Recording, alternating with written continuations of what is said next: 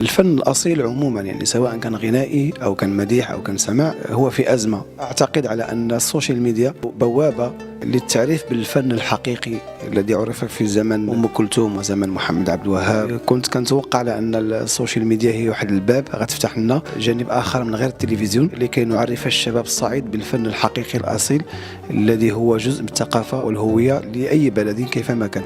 لكن للأسف تمت بناءة جمهور لا يعرف للفن شيئا، يتابعون التهريج في لغة الفن، كان كوميديا أو كان شعرا أو كان نحتا أو كان فن تشكيلي أو غنائي.